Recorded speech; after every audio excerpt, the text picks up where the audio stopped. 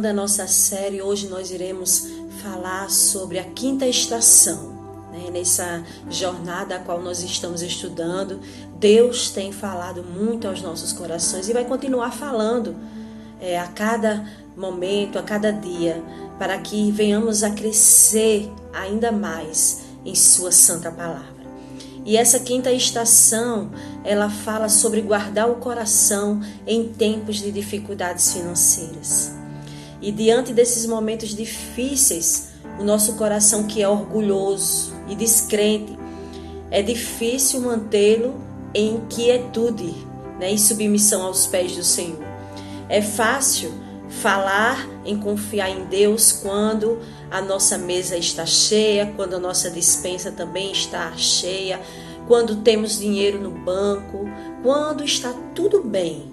É muito fácil eu dizer que confio em Deus, eu confio em Deus, confia em Deus, É fácil dessa forma, Mas dizer como o profeta Abacuque falou lá no capítulo 3, ele fala o seguinte: ainda que a figueira não floresça, nem haja fruto na vide, ainda que decepcione o produto da oliveira e os campos não produzam mantimento, ainda que as ovelhas da malhada sejam arrebatadas e nos currais não haja gado, todavia eu me alegrarei no Senhor e exultarei no Deus da minha salvação.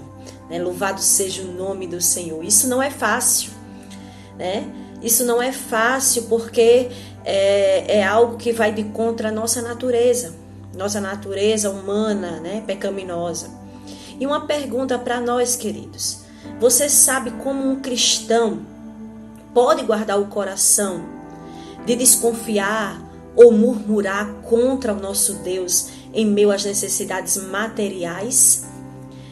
Primeira coisa que nós precisamos entender para que isso não aconteça em nossas vidas, para que não venhamos a murmurar, para que não venhamos a questionar o nosso Deus em meio à escassez, em meio às necessidades. Primeira coisa, se Deus permitir que você passe por momentos de dificuldades e necessidades, você não é diferente de homens dedicados e santos que viveram no passado, que viveram para a glória de Deus.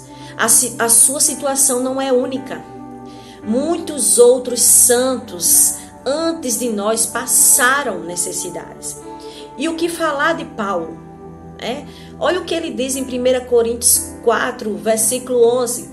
Até esta presente hora sofremos fome e sede, e estamos nus, e recebemos bofetadas, e não temos pousada certa. Ver um homem como Paulo subindo e descendo pelo mundo sem roupas suficientes e com a barriga vazia, sem uma casa para reclinar a sua cabeça e dormir. Alguém que estava tão acima de nós, podemos até dizer isso, em graça, em santidade. Alguém que viveu uma vida íntegra aos pés do Senhor. A partir do momento que ele foi chamado por Deus ali na estrada de Damasco, a sua vida foi transformada e ele fez tanto para o Senhor, na obra do Senhor, que nossa vida toda nós não temos como se comparar a ele. E o que falar também de Davi, o que Davi passou, das necessidades que Davi passou, as privações que ele teve que passar. 1 Samuel 25, versículo 8 diz que fala da história a qual ele estava passando por fome e privações, e ele foi pedir ajuda a Nabal, e ele disse: dá pois a teus servos e a Davi teu filho qualquer coisa que tiveres à mão. E você sabe muito bem a história, o que Nabal fez, se negou ali. Mas homens que passaram por situações de privações, sim, mas não desistiram e continuaram. Mas por que eu estou falando desses homens, desses exemplos, tão assim falhos, que mesmo sendo homens, exemplos de santidade, mas são homens e são falhos? Vamos falar agora de Jesus Cristo, alguém maior do que todos nós. por quem o universo foi formado. Mas às vezes ele estava alegre mesmo quando não havia nada para comer. Lá em Marcos 11, versículo 12 e 13, diz o seguinte: Jesus entrou em Jerusalém no templo e, tendo visto tudo em redor, como fosse já tarde, saiu para Betânia com os 12. E no dia seguinte, quando saíram de Betânia, teve fome. E vendo de longe uma figueira que tinha folhas, foi ver se nela acharia alguma coisa. E chegando a ela, não achou senão folhas, porque não era tempo de figos. Se Deus permite momentos difíceis na sua vida, querido, não deduza que Ele está com raiva de você. E nem pense que falta de pão significa falta de amor. O próprio Cristo, Ele passou por privações, por fome, por sede. Ele passou sim por necessidades, mas Ele não desistiu e Ele continuou. Se Deus deixar você nesta situação, sem uma promessa, ainda assim você não tem razão para murmurar ou se abater por causa disso. A segunda razão.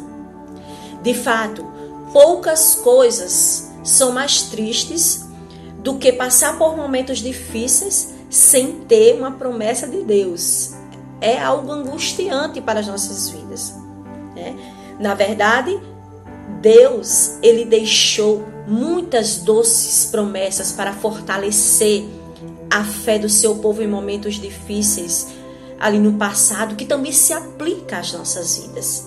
Salmo 34, versículo 9 e 10 diz o seguinte: temei ao Senhor, vós, os seus santos, pois nada falta aos que o temem.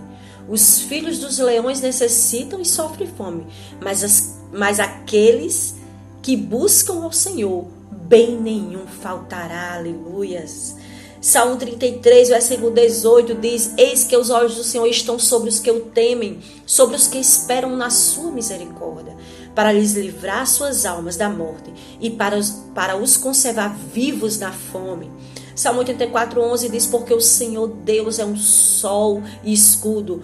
O Senhor dará graça e glória, não retirará bem algum aos que andam na retidão. Aquele que nem mesmo a seu próprio filho poupou, antes o entregou por todos nós, como nos não dará também com ele todas as coisas? Romanos 8, 32. Isaías 41, 17 diz: os aflitos e necessitados buscam águas e não há, e a sua língua seca de sede. Eu, o Senhor, os ouvirei. Eu, o Deus de Israel, não os desampararei. O Senhor, Ele não desamparou o seu povo ali no deserto. O Senhor não desamparou o povo de Israel, mesmo com toda a murmuração, mesmo com toda a lamentação, mas Deus esteve presente com eles em todos os momentos. E o remanescente de Israel prevalece e prevalecerá. Deus ouvirá seu povo, mesmo em situações extremas, como a própria falta de água que o povo passou. Deus ouve o nosso clamor, queridos. Portanto, tendo tantas promessas, porque os nossos corações tão inseguros não deveriam concluir como Davi, ele concluiu ali no Salmo 23:1: o Senhor é o meu pastor e nada me faltará. Claro que essas promessas têm suas implicações. Primeiro, que Deus suprirá ou santificará as nossas necessidades. Segundo, que você terá o quanto Deus determinar que é adequado para você. Ele sabe as suas necessidades. Isso lhe incomoda? Você preferia ficar aquém de Deus? Independente? Você deseja algo que não seja do agrado de Deus na sua vida, querido? Não permita que seus desejos pelas coisas terrenas sejam tão vorazes que se agarrem a qualquer prazer, queridos, sem se importar como você vai conseguir, como você vai obter. Não permita que esses prazeres, eles superem os prazeres espirituais. Lembre-se das palavras de Policarpo, que ele disse o seguinte: Tenho servido a Cristo por muitos anos e será que eu posso dizer que ele foi um bom senhor? De fato, ele pode negar os seus caprichos, mas não vai negar as necessidades reais que surgem. Louvado seja Deus. Terceira coisa, se não está bem agora, poderia ser pior. Deus tem negado a você os confortos desta vida? Se ele também negasse a você Cristo, paz, perdão, misericórdia, então eu tenho certeza que a sua situação ficaria ainda pior. Seria terrível para você e para mim. Você sabe o que Deus tem permitido a milhões de pessoas no mundo?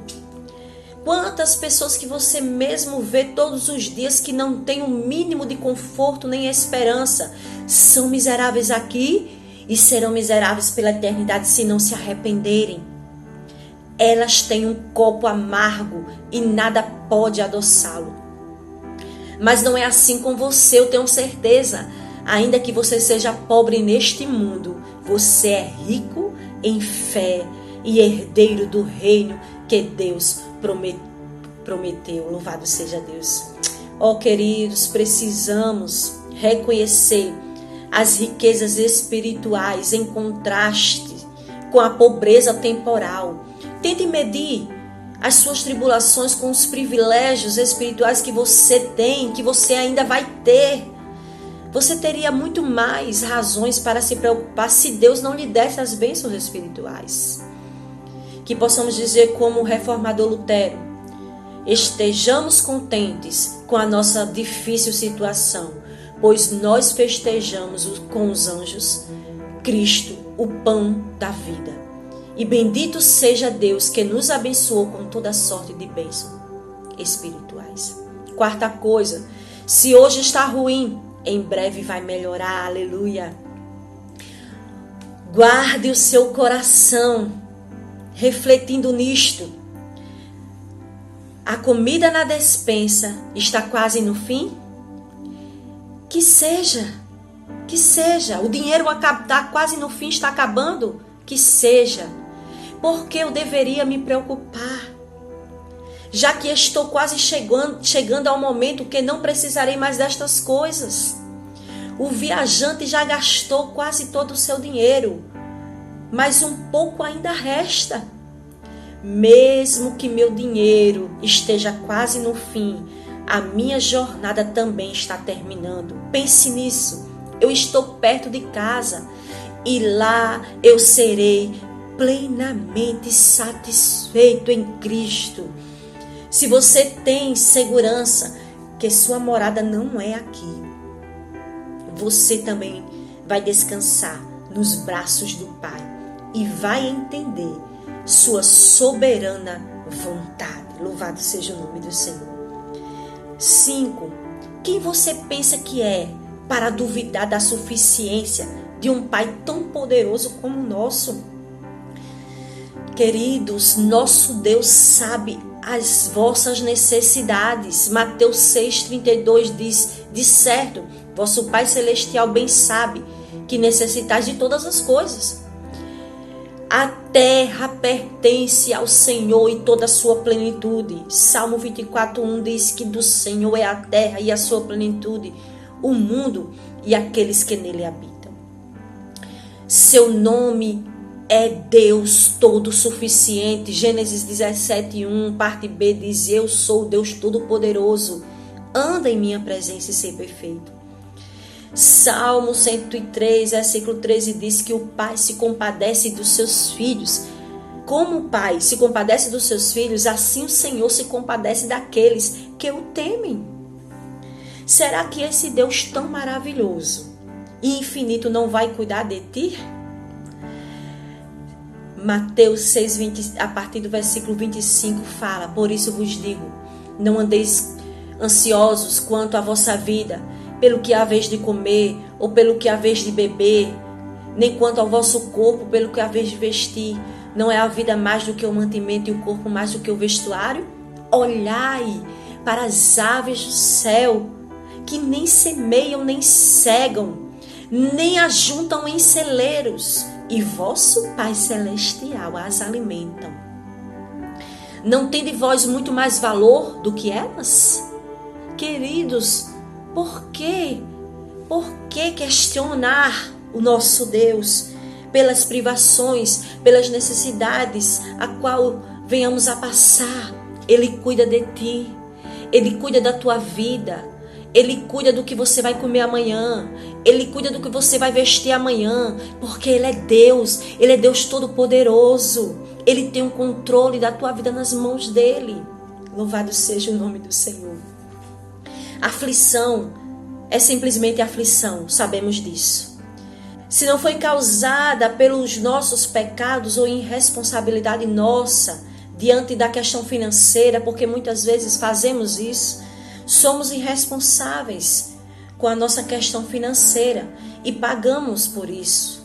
Temos que arcar com as consequências dos nossos erros, das nossas escolhas errôneas, que não consultamos o nosso Deus.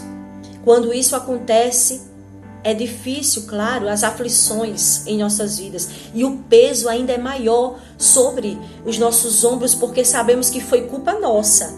Foi erro nosso. Eu procurei aquilo.